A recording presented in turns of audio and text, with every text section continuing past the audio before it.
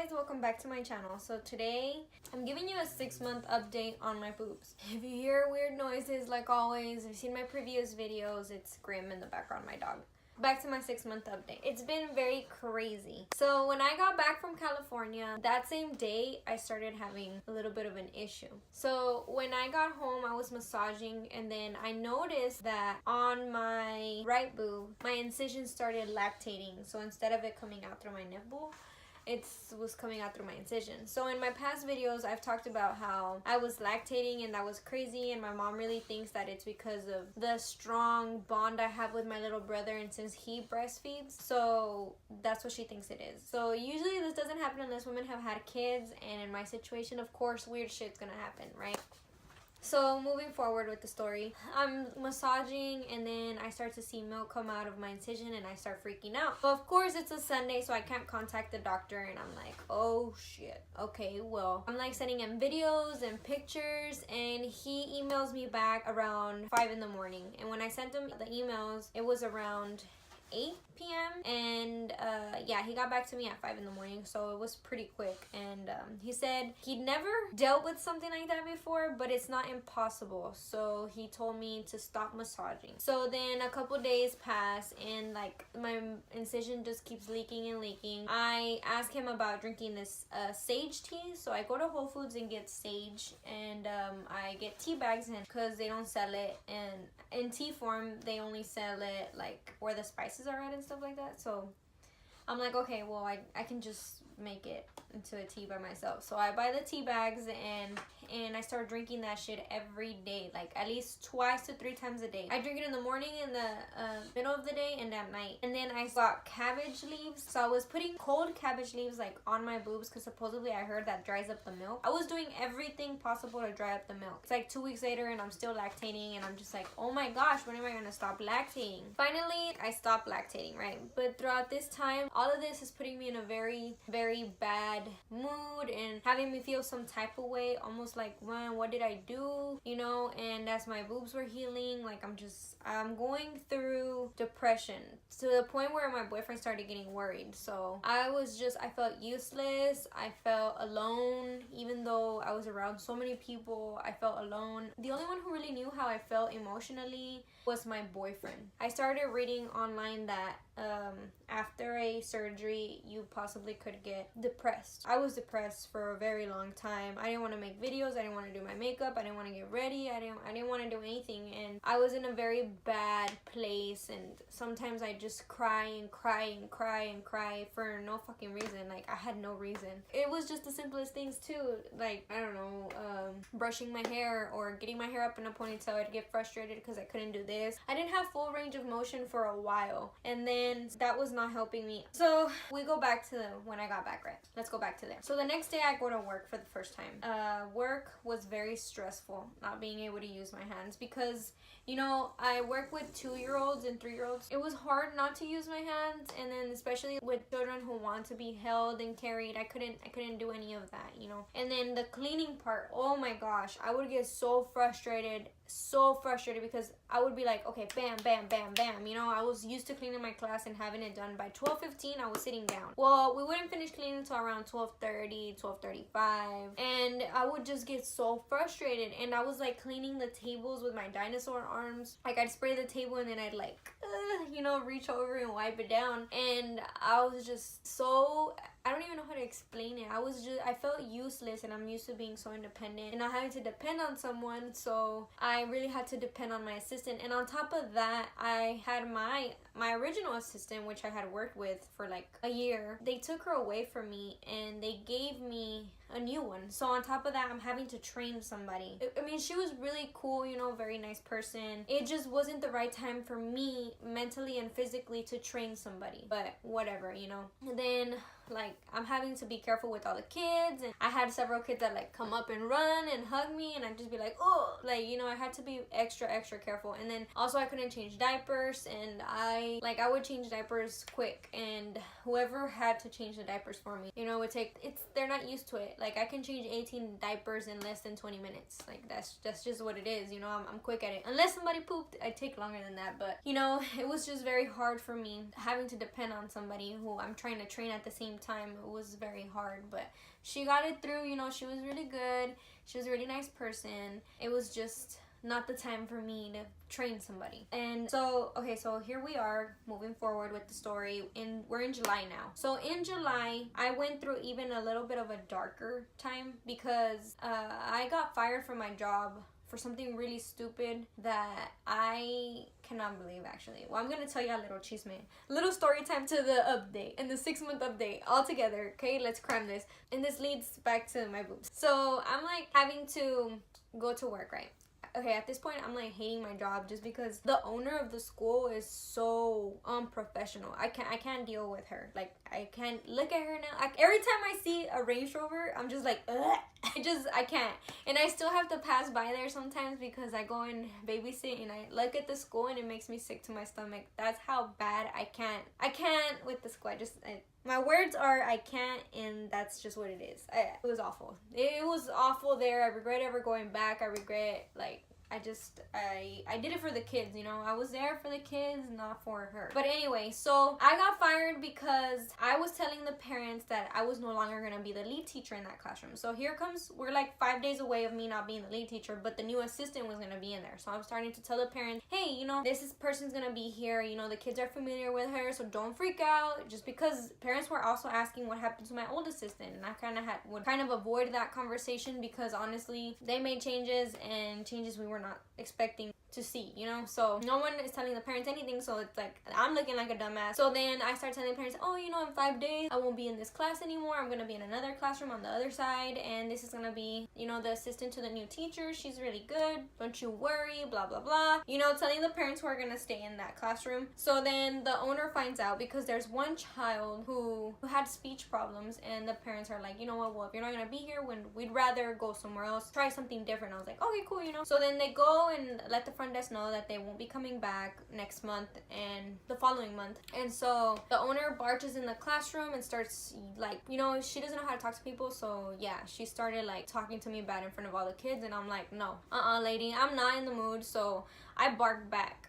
Like, I didn't talk back, I barked back, okay? Like, I just felt so upset about it, and I just let her have it. She obviously has racial preference in the school and so many things, you know, like, I just couldn't deal with it, so I blew up, big time. I blew up, and she fired me, told me to leave, and when she did that, I was like, okay, well, just know that I know my rights, and you can't mess with my pay.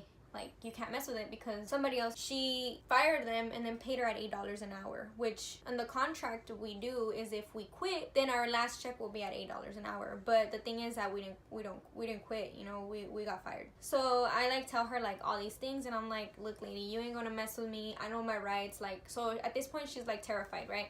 So I'm telling her, like, I'm coming after you legally because I'm not everybody else who's worked for you. Like, you're not gonna screw me over. So, you know, there you go. So boom, bam, boom, and bam. So I end up getting unemployment, so I'm having a little bit of I have something to lean on, but I'm still feeling depressed because it's not my full check, and I'm not used to depending on other people and having to ask people for things, so it's putting me in a very dark place. And as much as I wouldn't show it to people, like, the only one who really knew how I felt was my boyfriend, and I'm just feeling like, oh my gosh, what did I do, you know, what's gonna happen, and this and that. Then I go on vacation to Florida, and there I'm having like a blast. Boom, things get out of my head, and I'm just like, woohoo, you know. When I was in Florida, I kind of like, I would feel a little bit of a pain, but I didn't think much of it because I'm like, oh, I'm still recovering, you know. It's like I'm 2 months out, you know, so I'm like, oh, whatever. So then this is like the end of August, and then so I go into September, and in September I start feeling more pain. But at this point, it's like when I'm going to sleep, I'm feeling pain on my left boob, and I'm like, man, what the hell? So I'm like having to wake up constantly all the way up to November. Okay, I'm feeling this pain all the way up to November. So I'm like waking up constantly, and I'm just like, oh my gosh, like, what the hell is wrong with me? And I just keep like tossing and turning and waking up because I'm feeling this constant pain, and it's not letting me sleep. So I had a bunch of sleepless nights, and I send my doctor pictures and videos, and I send him, and I tell him, hey, you know, this is hurting, and it hurts when I sleep. And he's like, oh, you know, sometimes it's normal to wake up sore, blah blah blah. And I'm like, okay, well, okay, whatever. So then I tell my mom, and she tells me that sometimes even she still feels sore. if she sleeps on her side. So I'm like, okay, then I started paying more attention to the way I was sleeping. So I would lay down on my back. It kind of helped, and started to put the band on for a little bit, just to like have that pressure of them not moving. So jumping back to October, because the pain doesn't stop till November, right? So jumping back to October, I'm like massaging, and then I feel kind of something around my nipples, so I kind of like wipe it off, and I'm like, what the heck? I almost felt like when the milk would dry up on my nipples. So I kept massaging, and the next thing you know, I start dripping, and I'm like, what the hell? So now I'm freaking out, and I'm like, oh my gosh, what if I have an infection? When I started dripping, it almost felt like something popped, and like a cold sensation, and almost felt like my boob went numb for a bit all over my boob. So I'm like, oh my gosh, oh my gosh, oh my gosh. Like, I feel like I'm about to pass out, and things are just crazy at this point. So I take videos, I take pictures, I send them to my doctor, and my doctor hadn't responded a day later. So I'm like, what the hell is going on? So of course, this was Sunday, right? So I'm like, okay, Monday, no response. So then I call them later on, and I'm like, hey, can you let the doctor know that I emailed him and sent him pictures, and I start telling them what's happening? They're like, can you come in? And I was like, no, I cannot come in because I live in Texas. So this is another thing. I kind of wish I did live in California, or my doctor was here, because that's one thing you avoid. So the closer your doctor is to you, the better. But I really wanted this doctor, so whatever. I'm like, okay, you know what? My appointment is coming up next week, so I have to wait, right? Because I'm gonna fly out to California now. I'm like, okay, so I have an appointment, I'm flying out, and when I go over there, I kind of started preparing myself and started looking up my symptoms, and I thought maybe it's just an infection, I have an infection or whatever. But turns out that the doctor didn't say it clearly, or he didn't say what grade level I had, but he hinted me that I had a capsular contracture. So he prescribes me some pills, which are like some asthma pills. Okay, so the pills he gives me is Accolade, and I have to take this for 4 months. He prescribed me 20 milligrams of that. So I was like, I know exactly what that medicine is. This is how I knew that he was hinting me that I had a capsular contracture, because he didn't put it in the words, but I knew exactly what was going on. And I was so nervous, and like I kind of just laughed at the time, and I was like, okay, you know. I just didn't speak up because I wasn't processing things, because it's like, oh, the only bad thing that can go wrong is like he's telling me. But I'm trying to keep a positive mindset, and I'm like, I'm gonna be okay. These pills are gonna help me. Here I am going back home with my mom, and my mom's like, are you okay? Because I think she can feel that I was not okay, but I was just trying to hold it in, and I was just like, in my mind, like, I was like, relax, you're good, you're gonna be like, you're good, girl, you're good, you know, don't freak out, you're gonna be okay, everything's gonna be good, you're gonna look good this summer. And my mom's like, are you okay? And when she asked me if I was okay, I was like, no. I was like, yes, but no. I was like, I mentally prepared myself for this, because I had a feeling that this is what it was, and this is what was coming. I was like, I prepared my mind for the worst before I got here, so I wouldn't freak out. But I'm trying still not to freak out, because once he said he was giving me that medicine, I was like, okay. So I get back to Texas, right, and I'm doing all this research, and I hear about this treatment called Aspen. Aspen is a treatment that they do to people who have capsular contracture, which it just depends. If it's like a foreign object, some people just get capsular contracture, not just on their boobs, like if they have like a fake knee or something, like some type of surgery where a foreign object went in, that scar tissue could form and start contracting, and it becomes painful. So I'm like looking up these doctors, and this doctor's in Miami, and he treats capsular contracture, and I was reading the reviews on the treatment, and there was a lot of good ones. So I was like, oh my gosh, but I mean, I can't afford a trip to Miami. So I start to look up Aspen treatments around Dallas area. So there's 2 doctors, but there's one doctor in Arlington which doesn't treat people who are not his patients, and then there's another doctor in Plano. There's 15 doctors across the nation that's trained to do this, and I happen to have 2 near me, but one of them wouldn't take me, but the other one he did. And he didn't do the Aspen treatment because he thought it was not necessary, but he did do a closed capsulotomy. I think that's how you say it. I'm saying these words off the top of my head. I'm not looking it up because I'm recording this with my phone. So what this is that like he like squashed my boob and popped the capsule, and it popped 3 times. And this is something that they don't recommend, because it is supposedly like it could rupture the implant, but I mean, nothing happened to me, thank God. But ever since then, okay, so a lot happened. When this doctor did this procedure, I was laying down, and immediately as I sat up, I felt my boob drop, and I was like, whoa. And I touched it, and it was like so squishy. Right now, I feel like this boob is squishier than this one now, but this one's good. Like, there's nothing wrong with it. But I was just like, wow, oh my gosh. So he gives me antibiotics, and he's like, okay, keep taking the medicine that your doctor gave you. And I was taking the antibiotics for a month. I had to take it for a month. Here I am, a month later, and I finished all of the antibiotics. I'm still taking the accolate or whatever you call it. I'm still taking that. I had to take that for 4 months, but I've had no problems. Actually, I take that back. I did have a slight problem. So you know how I said that my boob was leaking?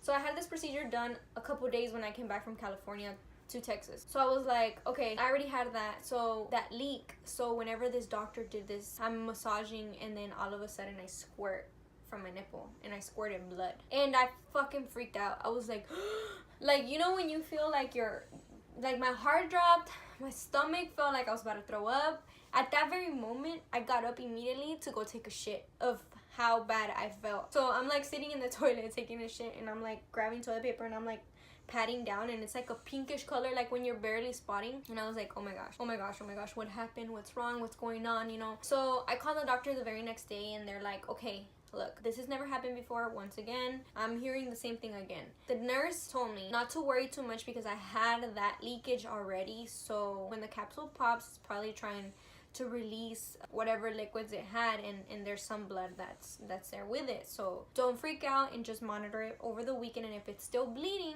then come back on Monday. So this is, I believe it's Wednesday, and I'm like, okay. So then Thursday I'm still bleeding, Friday a little bit, Saturday I didn't bleed, and then I stopped bleeding. So I was like, okay. But after that scare I was good, but I was going through so much in my head. I was just like, oh my gosh, what did I do? Oh my gosh. I just kept praying and telling God, like, please just like heal me. And I know you healed me already. I just kept saying, I'm healed, like I'm good. And up to this day I say I'm good. Like my boobs are good, they're good, and everything has been good, and I'm finally starting to be really happy with them. I'm actually really happy. I'm in a really good place now. After all that time that I was going through in depression and all these crazy ass shit, lactating from my incision, bleeding from my nipple, I feel like now I'm more calm. I feel good. I just felt like I was never gonna heal. Like at that moment, at those moments, I felt like I was just never gonna heal. And I was like, oh my gosh, when is the day gonna come that I'm gonna heal? And am I ever gonna heal? What's happening? Am I gonna need a second surgery? Oh my gosh. Like, I don't want a second surgery. That's one of my biggest fears, because I went through so much in the first one, and it was awful, that I don't want to put my body through that again until at least another 10-15 years if I have to replace my implants. But to be honest, I don't want to go through that anymore. So right now I just have a positive state of mind, and I'm good. And now, like, both of them are squishy, they feel good. So I don't know if you can like see that, but I don't know if you guys remember in my first video I was wearing a sweater, and you can see that I was straight flat. I mean, I don't wear any padded bras. I still don't know my size. I haven't gotten sized yet. So I'm going to go back to the doctor, and actually next week I'm going back to the doctor because I'm going to California, and I'm going to see what he says and what he thinks, and maybe when I come back I'll go get sized, and maybe I'll vlog it. I'm not sure, but I mean, you can see the big difference. I'm going to show you guys. So this is my bra, my little padded bra that I used to wear. So I threw away all my bras, but I kept this one. So like, this is my boob, and the bras that I wear are little girl bras, so like obviously my boob does not fit in there. I'm like double what I used to be, so you can see that. The bras that I buy right now are from like Walmart. They're that Fruit whatever brand. Either I wear a Spurs bra or I wear this. I just get the extra large, the largest that they have, and that's what I've been wearing. So, and I just get them not padded from the bottom, but like just that a little bit of a thick bra, just because there's no wire, by the way. There's no wire, and it's just a little thick because ever since I had my surgery, like my nipples are like crazy. They're still crazy.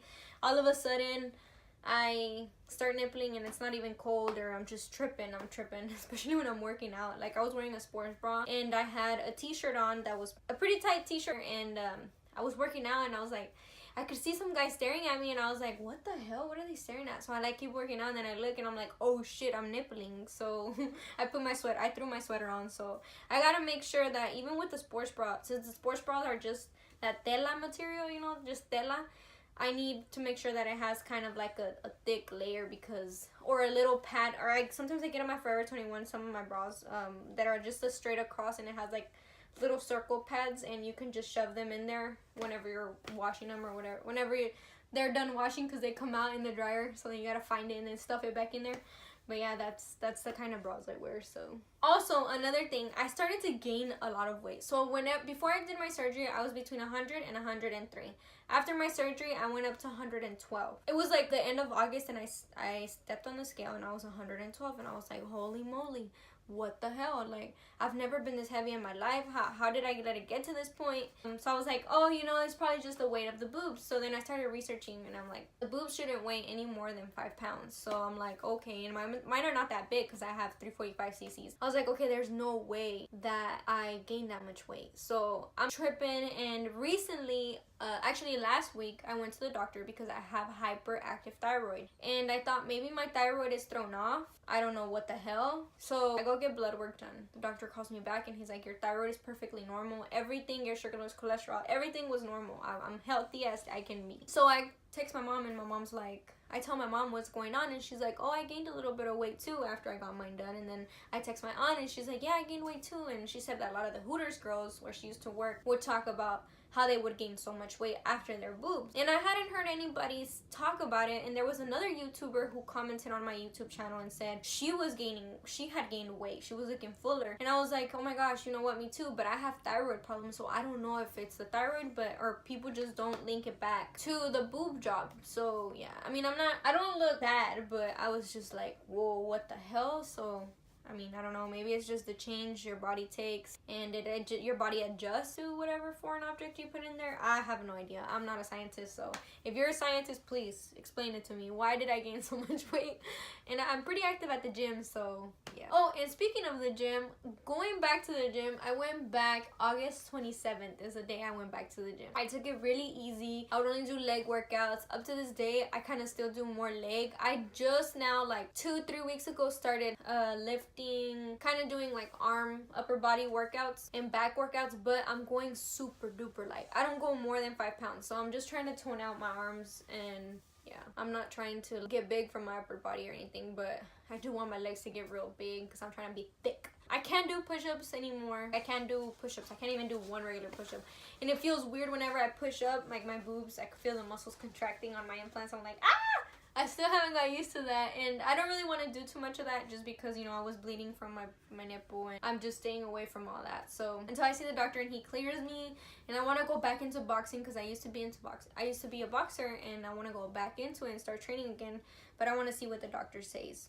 So I'll give you guys another update. I don't know how long it'll take me this time, but yeah. So thank you for watching. Thank you for listening to this long ass story that has been overdue. So peace.